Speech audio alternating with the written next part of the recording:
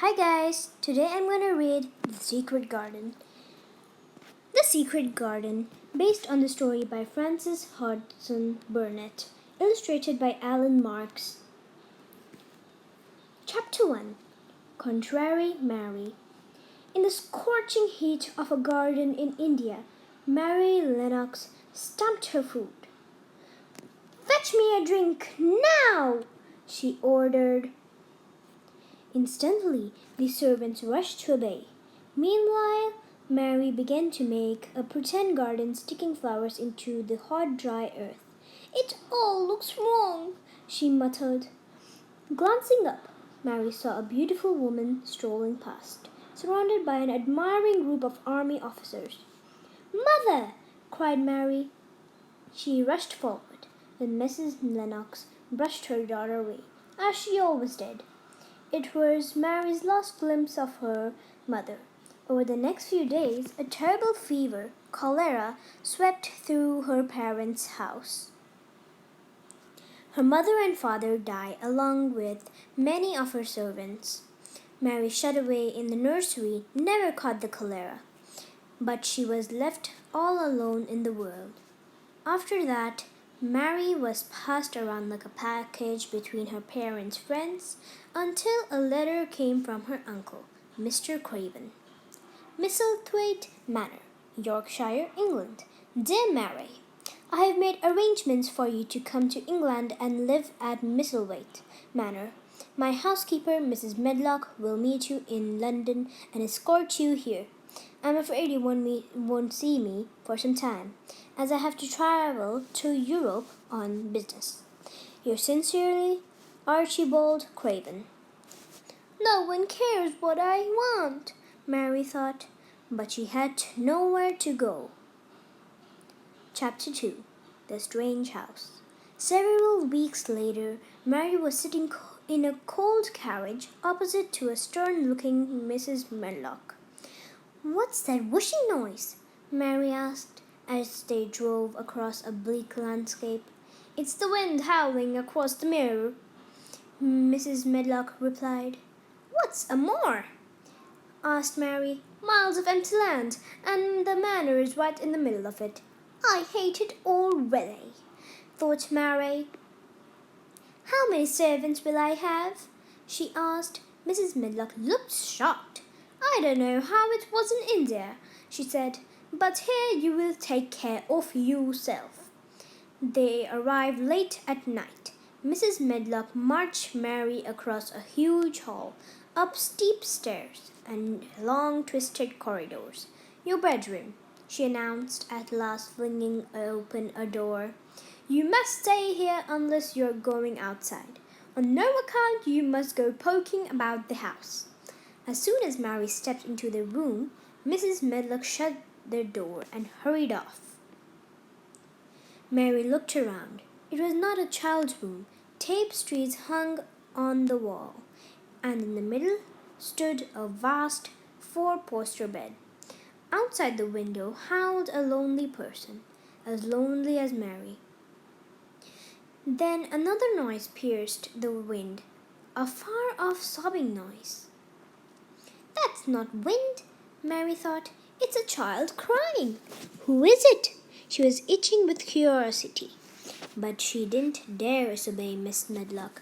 Finally, worn out from her journey, she fell asleep. Chapter 3. A Robin and a Key. The next morning, Mrs. Medlock bustled into Mary's room with her breakfast. "Ugh!" exclaimed Mary, looking at the porridge. "What's that? It looks disgusting. I won't eat it." Mrs. Medlock sighed at the pale, skinny child swamped by the big bed. "Just drink your milk, then," she said, "and you can go out." "Don't want to," retorted Mary. "Well, if you don't, you'll be stuck in here, and there's nothing to do inside," snapped Mrs. Medlock. Mary took a while to get dressed. She'd always had servants to dress her before, but she finally was ready. Mrs. Medlock showed her way to the gardens. As she wandered out past the wintry flower beds and trees clipped into strange shapes. The only person she could see was an old man digging. "Who are you?" demanded Mary. "Ben Witherstaff," he growled. "What's in there?" Mary asked, pointing to a crumbling ivy-covered wall behind them. "Ah," said Ben, "that's the secret garden. Mr. Craven shut it up." "Why?" asked Mary. Ben looked sad. "It was Mrs. Craven's special garden, and she loved it. But she died, and the master was so unhappy he buried the key and went away." As he spoke, a robin flew up to Ben. His wrinkled face creased into a smile. "There's no door," Ben went on, "but that doesn't stop this one." The robin cocked its head to the side and looked at Mary. Enchanted, she whispered, "Will you be friends with me?" "So," Ben murmured, "you can be friendly. You sound just like Dickens talking to animals." "Who's Dickens?" "He's the brother of the maid here," said Ben. "Dickens can grow flowers out of stones and charm the birds. Even the deer love him." "I wish I could meet him." But Ben was growing impatient. "Run along now," he said. "I've got work to do." The robin flew off. Mary followed him. "Please, Robin, show me the way to the garden," she begged. The robin chirped and hopped up and down on the ground. "He's telling me something," thought Mary. She scrambled in the soil and saw, half hidden, a rusty ring. Picking it up, she saw it wasn't a ring at all. It was a key. "It's the key to the secret garden!" Chapter 4. Dickens. Every morning, Mary jumped out of bed ready to search for a way into the garden. "I have the key," she told herself. "I just need to find the door." Mrs. Medlock noticed a change in her. "She looks downright pretty now, with her rosy cheeks," she thought. "She was so plain and scrawny at first." One day, as winter trees were beginning to blossom, and the wind came in sweet-scented gusts from the moor, the robin fluttered down and hopped along beside Mary. Mary knew it was happened next was magic. A gust of wind lifted up a patch of ivy to reveal an old wooden door. Mary put her key in the lock, turned it with both hands, and pushed. Slowly, the door creaked open. She was inside the secret garden. It was a mysterious place, a hazy, frosty tangle of rose bushes that trailed the walls and spread along the ground.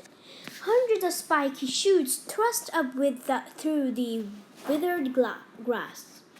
"It isn't completely dead," she whispered. "I'm glad." The shoots looked so crowded that she began to clear spaces around them. The robin chirped, as though pleased someone was gardening here at last. Mary worked for hours. It must be lunchtime, she thought hungrily. "I'd better go in before Mrs. Medlock starts looking for me." Racing back after lunch, she noticed Ben talking to a curly-haired boy with a fawn by his side. As the boy walked away, he played a tune on a rough wooden pipe. "Are you Dickens?" "I am," he grinned. "And you are Mary. Ben told me about you."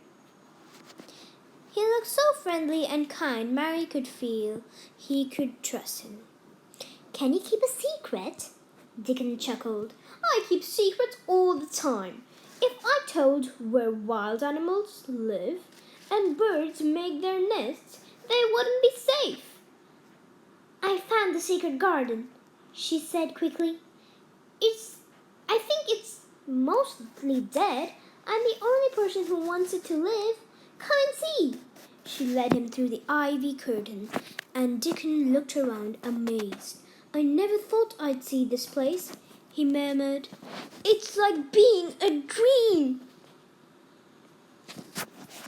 He scraped a rose branch with his pocket knife.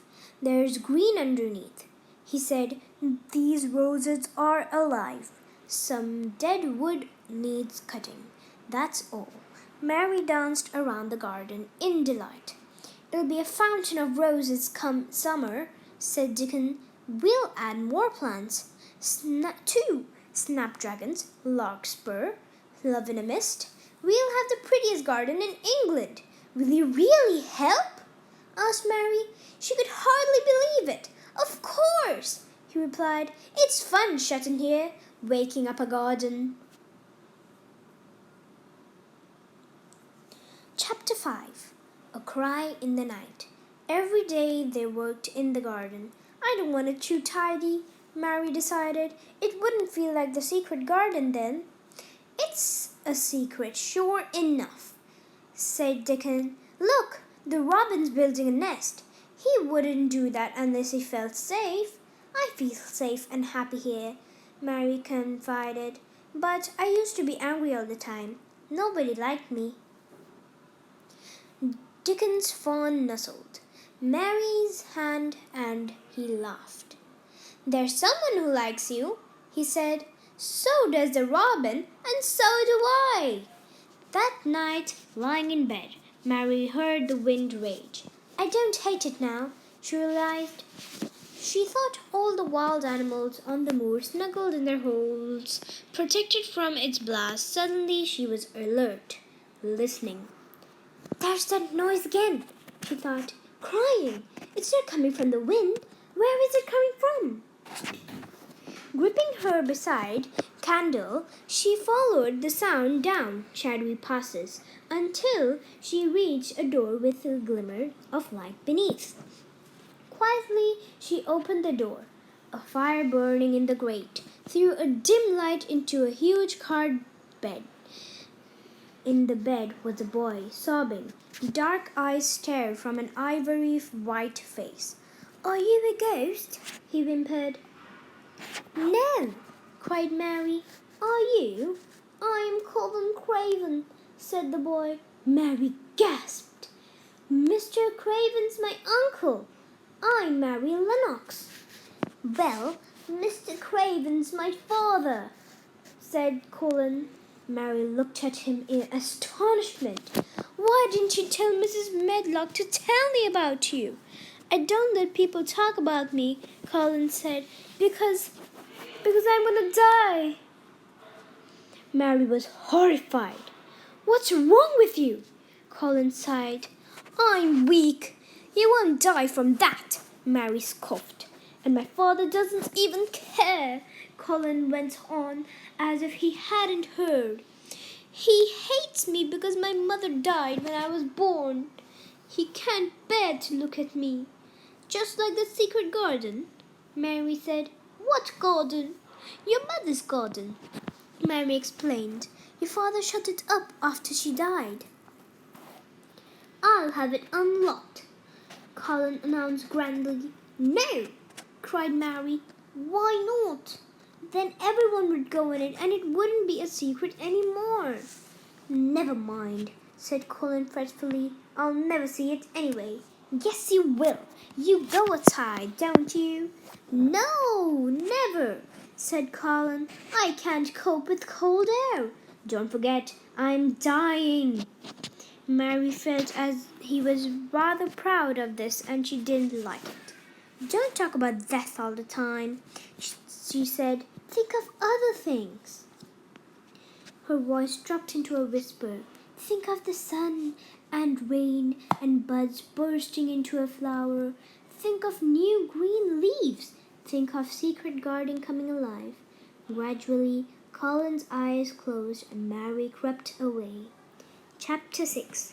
The Magic of the Garden. The next morning, Mary had to see if she had dreamed it all. She burst into Colin's room and pulled back the curtains, flooding the room with sunlight. Colin sat up in bed and smiled. "I've just realized," he said. "We're cousins." They were talking so loudly they didn't hear Mrs. Medlock come in. "I told you not to go poking around," she shouted at Mary. "Go back to your room at once." No, Colin ordered. I like her. I want her to stay with me. She shall tire you out, said Mrs. Medlock. Come along, Mary. Do what I say, screamed Colin. Leave Mary and get out. Yes, dear, said Mrs. Medlock, trying to sound soothing. She promised Mrs. Craven she would never upset Colin. Hurriedly, she withdrew. You're horribly bossy, said Mary. I used to be like that when I lived in India, but I'm trying to change now. Why shouldn't I give orders? Snapped Colin. I'm the master of this house when my father's away. Mary got up to leave. Don't go, pleaded Colin, all trace of his bossiness gone from his voice. I don't want to be alone. I'll be back later, Mary promised. I have a friend you want to meet. A few hours later, Mary and Colin crept into Colin's room. You've been ages, complained Colin, scowling at them. Say hello to Dickens, said Mary. I want you to come out with us. I want to show you a secret. The garden, guessed Colin. Mary nodded. I'll come, he decided, and rang a bell to summon Mrs. Medlock. I'm going outside, he stated. Bring my wheelchair and tell everyone to keep away. Are you sure, dear? She asked anxiously. You'll catch cold. Just do as I say, ordered Colin. Dickens pushed Colin along the path until Mary, flinging back the ivy, opened the door. Sunshine lit up sprays of flower, and the air was alive with birdsong. Colin stared. I can feel things growing, he gasped. It's spring, said Dickens. Makes you feel good. We'll soon have you working in the garden. But I can't even stand, Colin faltered, looking at his thin legs. Only because you haven't tried, said Mary. Dickens helped Colin to his feet. Try now, Colin. You can walk. You really can, urged Mary. Unsteadily and clinging to Dickens, Colin forced his weak limbs to move. The others saw his pale face grow rosy in the sunlight. Mary, Dickens, he cried.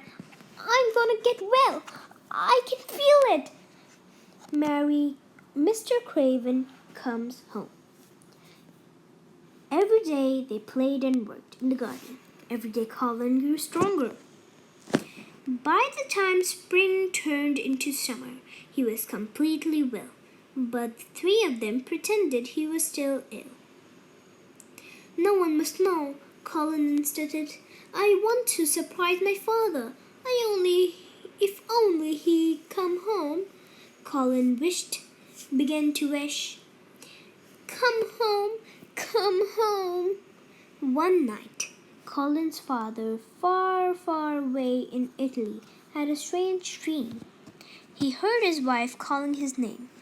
Where are you? He pleaded.